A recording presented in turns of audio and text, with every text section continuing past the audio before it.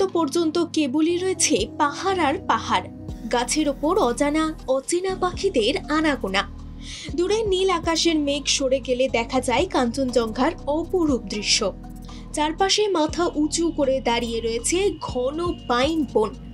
সূর্য যখন পশ্চিমের আকাশে অস্ত যায় তখন আকাশের দিকে তাকালে মনে হবে যেন আকাশের গায়ে কেউ রক্ত মাখিয়ে দিয়েছে। জীবনে লুকিয়ে থাকা অনেক দুঃখ কষ্ট ভুলে যাওয়া যায় এই রক্ত মাখা আকাশের দিকে চেয়ে থাকলে। এই নির্জন নিরিবিলিতে হারিয়ে যেতে চাইলে অবশ্যই যেতে হয় তানিয়ংয়ে।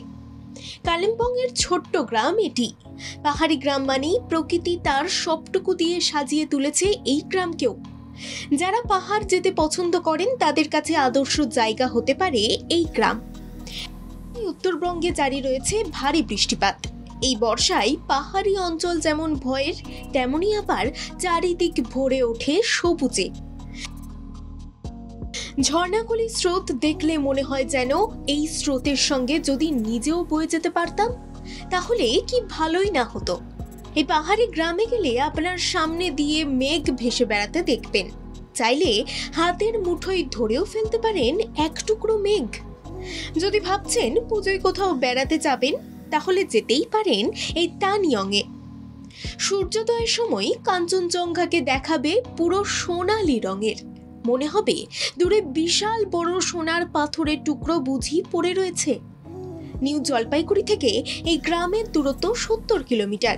কালিম্পং থেকে এই গ্রামের দূরত্ব 28 কিলোমিটার। তানিয়ং যেতে গেলে নিউ জলপাইগুড়ি পৌঁছে সেখান থেকে গাড়ি ভাড়া পেয়ে যাবেন।